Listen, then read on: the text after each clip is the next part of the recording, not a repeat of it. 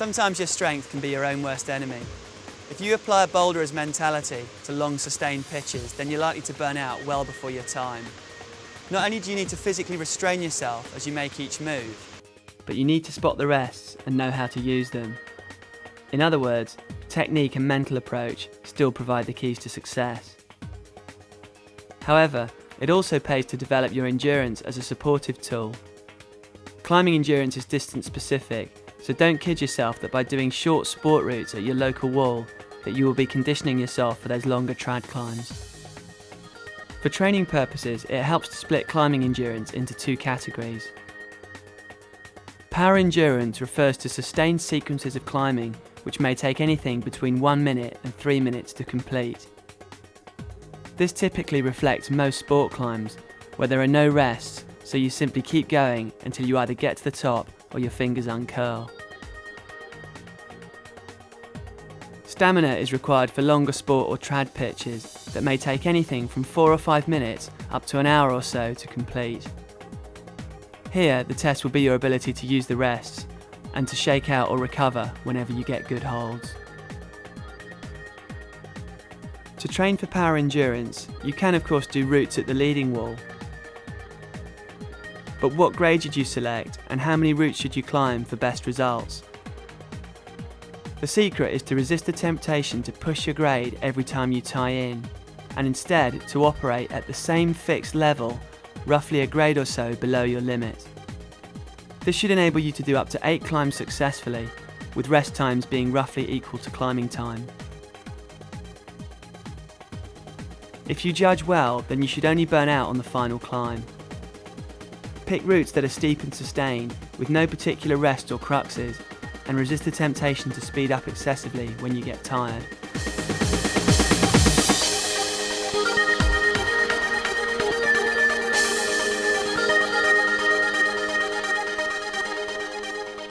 A highly effective alternative to using the leading wall is to do predetermined sequences of moves on the bouldering wall, which are known as circuits. To reflect the requirements for power endurance training, there should be between 15 and 35 hand moves in length, and should trace a diagonal or circular pattern around the wall, rather than simply traversing. You may even link easier colour-coded boulder problems together to create a similar effect.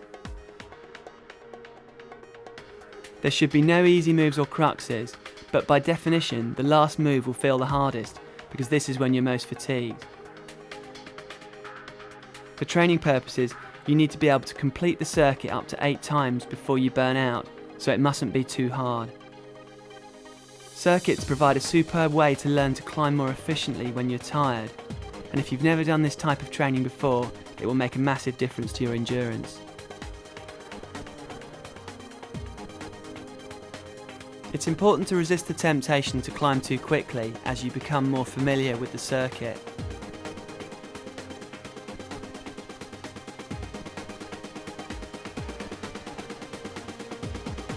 The solution is to move on to something new, or alternatively, try counting between the moves and locking the holds to simulate a pace that is more realistic to outdoor rock climbing.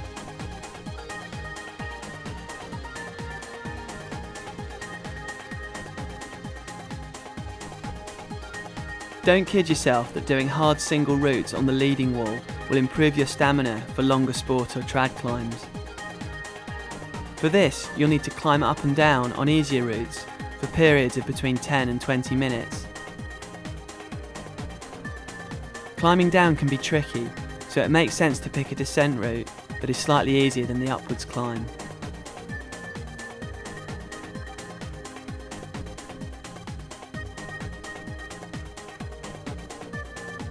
Move at a steady pace and shake out wherever necessary, although you should avoid total hands-off rests.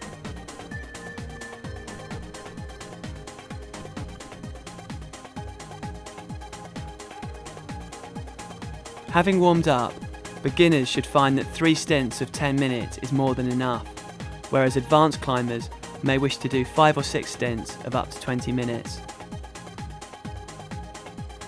Rests should be roughly equal to climbing time. It's so easy to ignore this type of training but it will make a huge difference if you make the effort.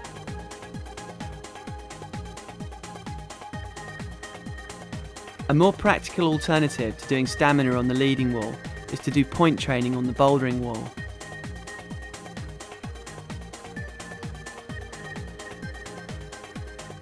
Work with a partner who is a good judge of your ability and let them guide you around the wall.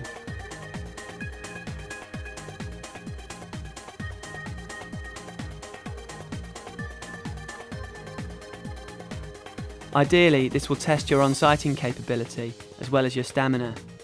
But don't worry if you fall. Get straight back on and hope that your partner steps it down a gear.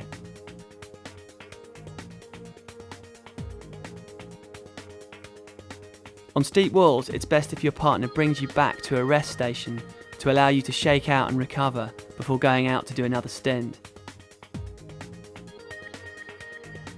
Here we can see Gabby using the G-Tox method to recover. This is where you raise your arm above your head first, before shaking it down below you. The theory is that the effect of gravity will help to disperse the lactic acid more quickly, but it's during sessions like this that you can see if it works for you. If you work at this type of training over time, you may find that the rests start to feel too generous, in which case switch to using slightly poorer holds. Note that you can do this type of training on your own, simply by making up the moves as you go, but it's more effective and certainly more fun with a sparring partner. To train stamina for trad climbing or for longer but easier terrain, climb alone for stints of up to half an hour, making up random sequences as you go.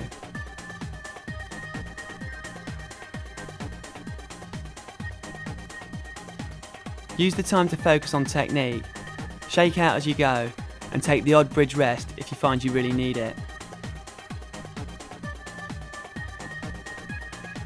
This type of training is extremely effective for improving the circulation to your forearms.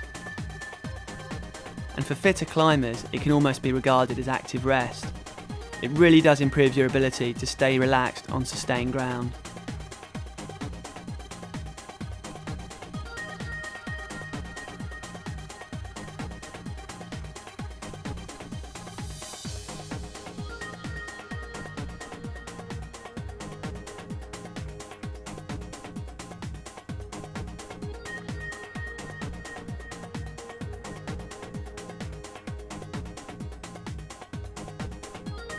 An even more specific way to train for traditional climbing is to pick a featured bouldering wall and to simulate the effect of placing runners as you climb.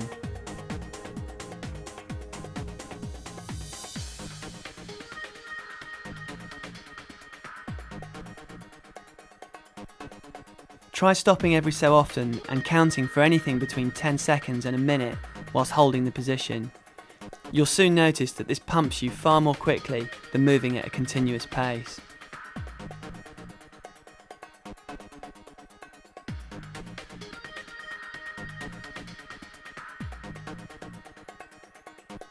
And finally, if you're serious about getting fitter for climbing, then it's well worth doing some supportive aerobic conditioning. Running is better than cycling as it's less likely to build up your legs, and 30 to 40 minutes of moderate effort 3 times a week is optimum.